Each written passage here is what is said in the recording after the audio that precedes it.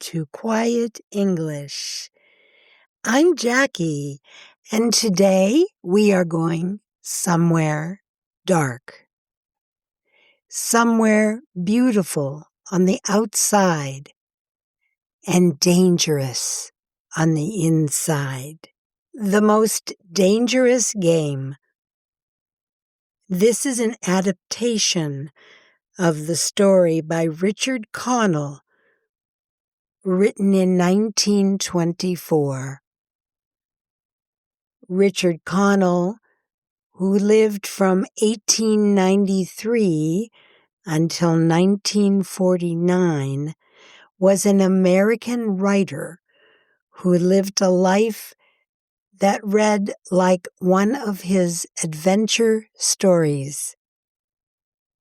He was born in Dutchess County, New York. His father was a newspaper editor, and Richard started young. He was covering baseball games for his father's paper at age 10 and editing his high school newspaper not long after that. He went to Harvard, where he edited the college humor magazine and graduated in 1915.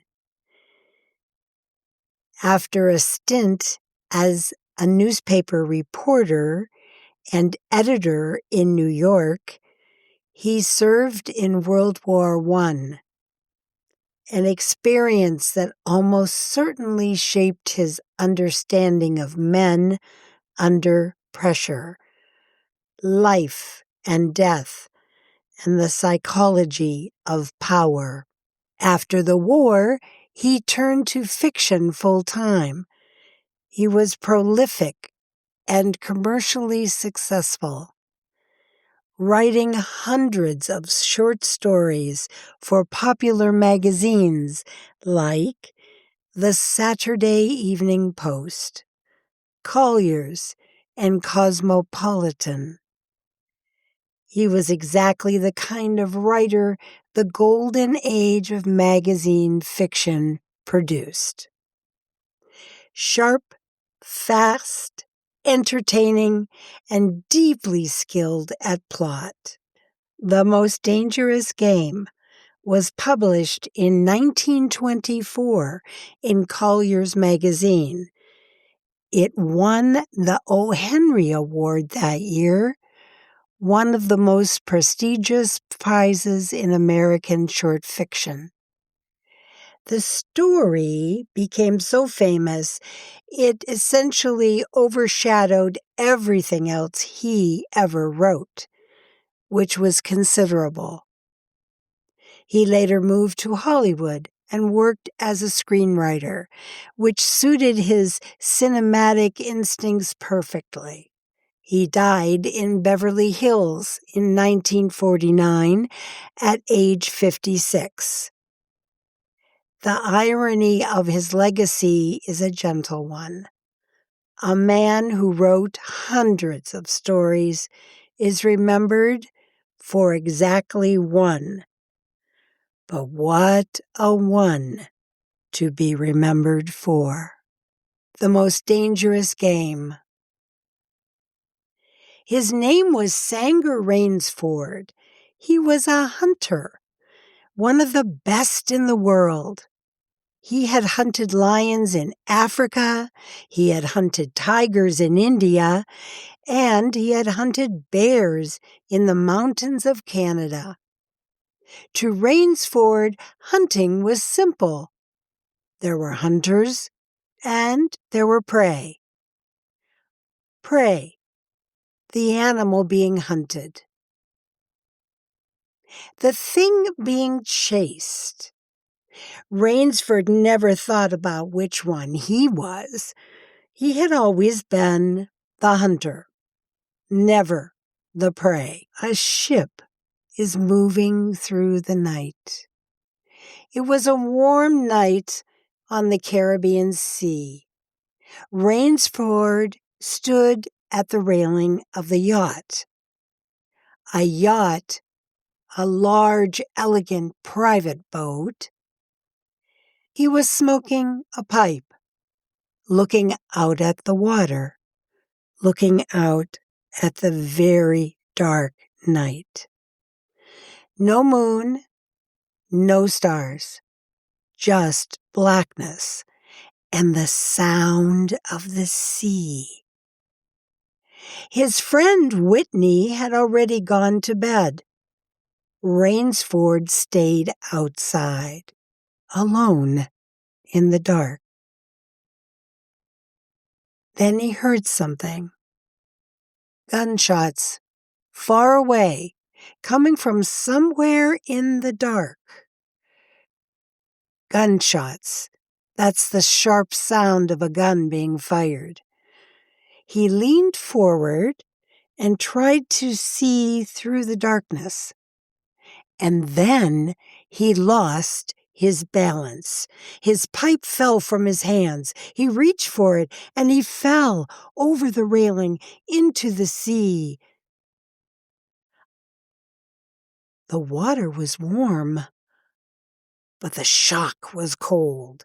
He called out. He screamed for the yacht, but the engines were loud, and the night was dark, and no one heard him. The yacht moved on without him. Rainsford was alone, in the middle of the sea, in the middle of the night. Oh, he was a strong swimmer, he told himself. Be calm, be strong, swim.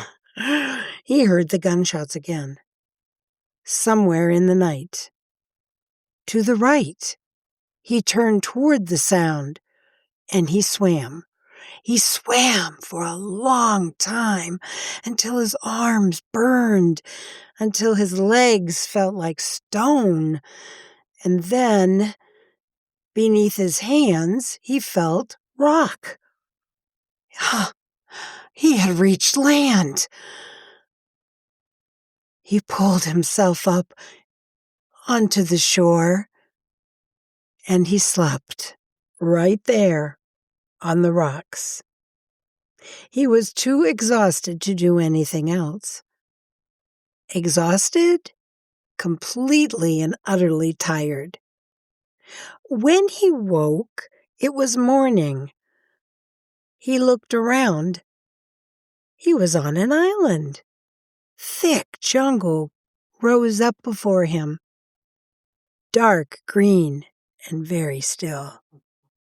Something about this place felt wrong. He could not explain it. He walked along the shore, through the jungle, and then through the trees. He saw it. A house. Not a small house. A chateau. A grand French-style mansion. Stone walls, high towers, iron gates. It looked like it had been carried here from another century, from another world. He knocked on the iron door. A giant of a man opened it, enormous, silent, with a long black beard and a gun in his hand. The man said nothing. He simply stared. Rainsford explained he had fallen from a yacht and had swum through the night. He needed food and shelter. Shelter, a place safe to stay.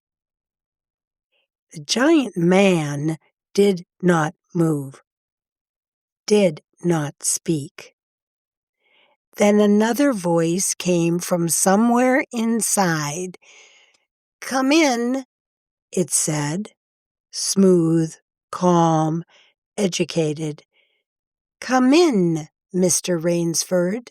Rainsford stepped inside, and there, in the light of the great hall, stood a man. Tall, lean, silver-haired, with the bearing of a soldier.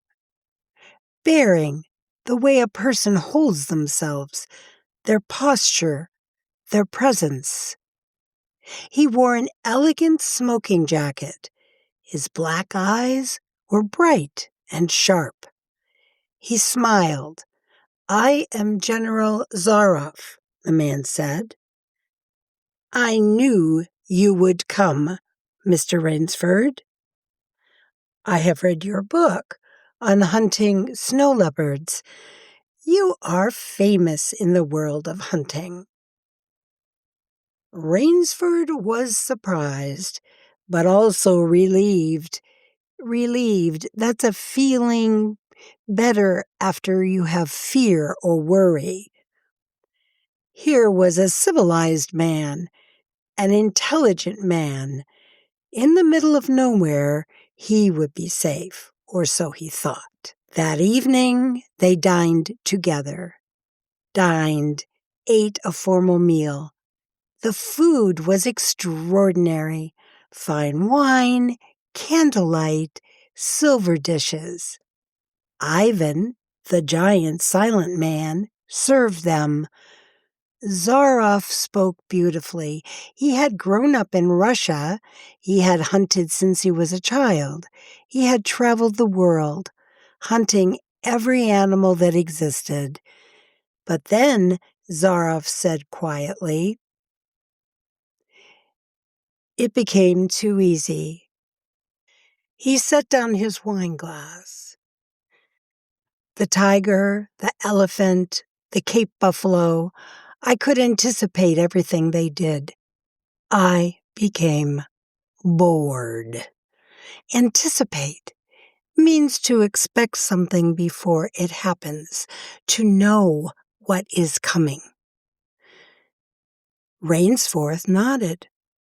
He understood this feeling, every great hunter did. "So what did you do?" he asked. Zaroff smiled. A slow smile. "I invented a new animal to hunt." Rainsford leaned forward.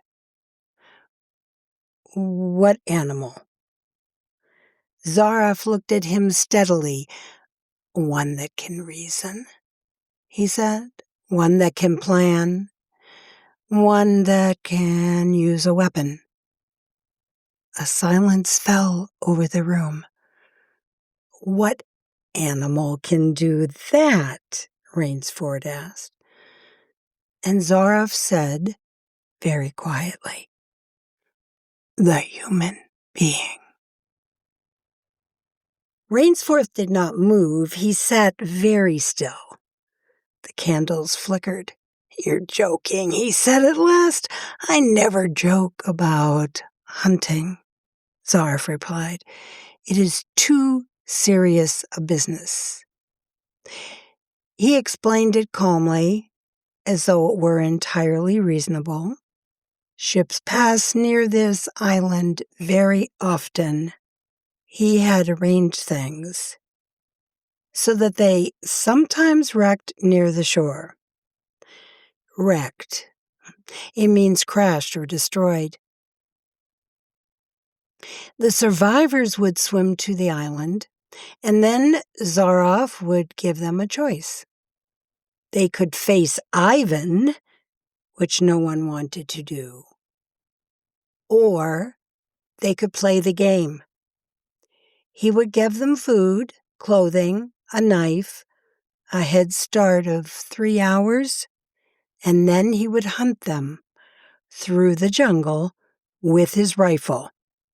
If they survived for 3 days, they could go free.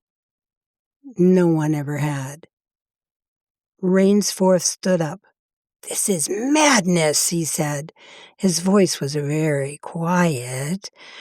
"These people, they're people, human beings." Zaroff shrugged. Shrugged means to raise and lower your shoulders, a gesture of not caring. "They are of no importance," he said. "The world is made of 2 classes. Hunters and the hunted. He smiled again. Luckily, Mr. Rainsford, you and I are hunters. Rainsford looked at the man across the table. The candlelight, the silver, the wine, and he understood something. He had not escaped danger when he swam to this island. He had swum directly into the heart of it. We'll stop there for now. But before we go, a moment to breathe with these words. Pray. Remember the thing being chased? Exhausted, completely tired. Shelter, a safe place to stay. Bearing, the way a person carries themselves. Anticipate, to expect what is coming. Shrugged, raised and lowered the shoulders. And a quiet thought to carry with you. Rainsford spent his life hunting. He never stopped to ask what it felt like on the other side. Sometimes we understand something fully, only when it happens to us. Join me for part 2. The hunt begins, and Rainsford will have to become something new. Not just a hunter, but a survivor. Until then, I encourage you to read the complete story of The Most Dangerous Game by Richard Connell. And if you have thoughts to share, I would love to hear from you. Thank you for listening to Quiet English. If you have a story you think belongs here, a quiet story, a still story, a story worth sitting with, I would love to hear about it. Send me your suggestion.